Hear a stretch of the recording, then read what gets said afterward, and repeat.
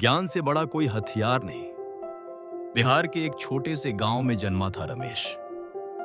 गरीबी ऐसी कि घर में छत से ज्यादा टपकता पानी और पेट में अनाज से ज्यादा सपने थे।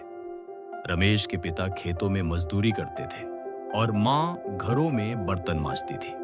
रमेश को स्कूल भेजा तो गया, लेकिन किताबें नहीं थीं, यूनिफॉर्म नहीं थी और सबसे बड़ी बात, रोज भूखा पेट था। 5वीं कक्षा तक पहुंचते पहुंचते रमेश ने पढ़ाई छोड़ दी। गांव के कई लोग बोले, अरे छोड़ो पढ़ाई, ये तो किसी खेत में हल चलाने वाला बनेगा। लेकिन रमेश के भीतर कुछ और ही जल रहा था। पढ़ाई छूटने के बाद वह शहर जाकर एक चाय की दुकान पर काम करने लगा। दिन भर चाय बनाता, झाड़ू लगाता और रात में दुकान बंद होने पर वहीं बचे हुए अखबारों और किताबों के पन्ने पढ़ने की कोशिश करता। एक दिन दुकान पर कुछ कॉलेज स्टूडेंट्स आए। वे बच्चों को पढ़ाने के लिए एक वॉलंटियर कैंप चला रहे थे। उन्होंने रमेश से पूछा, तुम क्यों नहीं पढ़ते?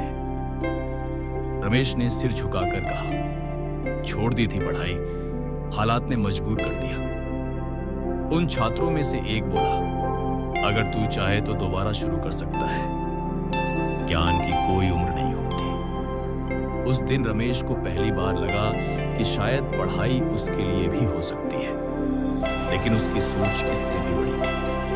उसने पढ़ाई फिर से शुरू नहीं की, बल्कि कुछ ऐसा करने का सपना देखा जिससे दूसरों की पढ़ाई छूट न जाए। कुछ साल बाद रमेश गांव वापस लौटा। गांव में अब भी बच्चे स्कूल नहीं जाते थे। स्कूल था, पर टीचर कभी कभार आते थे। बच्चे मिट्टी में खेलते रहते थे। रमेश ने फैसला लिया, अगर पढ़ नहीं सका तो क्या हुआ, अब पढ़ाऊंगा। उसने गांव के ही एक खाली खंडहर को साफ किया, दीवारें रंगी, बेंच बनवाई और एक बोर्ड टांगा, ग्राम ज्ञान केंद्र। शुरुआत में लोगों ने मजाक उड़ाया, जो खुद पढ़ा लिखा नहीं वो बच्चों को क्या पढ़ाएगा। लेकिन रमेश ने हार नहीं मानी। उसने शहर से किताबें मंगवाई, मोबाइल पर एजुकेशनल वीडियोस देखे और गांव के ही 12वीं पास 2 लड़कों को पढ़ाने के लिए मना लिया। धीरे धीरे बच्चों की संख्या बढ़ने लगी। गांव में पढ़ाई को लेकर जागरूकता आने लगी। रमेश खुद हर बच्चे के घर जाकर पेरेंट्स को समझाता कि पढ़ाई क्यों जरूरी है। 6 महीने बाद गांव का वह खंडहर अब एक स्कूल की तरह दिखने लगा। बच्चों की सुबह की प्रार्थना, क्लासरूम में नारे, हम पढ़ेंगे, आगे बढ़ेंगे, और रमेश की चमकती आंखें। एक दिन गांव में एक पत्रकार आया। उसने रमेश की कहानी सुनी और एक अखबार में छाप दी। पढ़ाई छोड़ी, फिर खड़ा किया अपना स्कूल। उस खबर ने तहलका मचा दिया। जिले के अफसर आए, कुछ एनजीओ वालों ने मदद दी और फिर राज्य सरकार ने उस सेंटर को मान्यता दी। अब रमेश का ग्राम ज्ञान केंद्र सिर्फ एक सेंटर नहीं, एक आंदोलन बन चुका था। उसके मॉडल को दूसरे गांवों में भी अपनाया गया।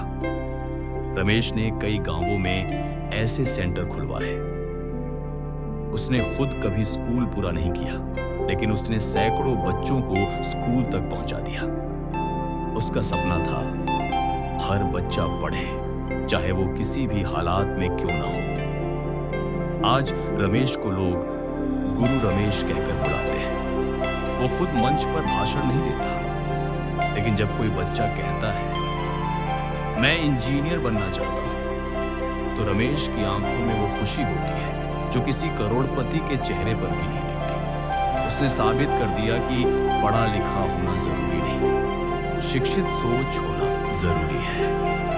सीख। रमेश की कहानी हमें सिखाती है कि हालात कितने भी कठिन क्यों ना हो, अगर इरादा मजबूत हो तो इंसान खुद ही बदलाव बन सकता है। शिक्षा सिर्फ डिग्रियों से नहीं होती, बल्कि सोच और समर्पण से होती है। अगर ये कहानी आपको प्रेरणादायक लगी हो तो इसे शेयर करें और ऐसे ही और वीडियो के लिए चैनल को सब्सक्राइब करें। धन्यवाद।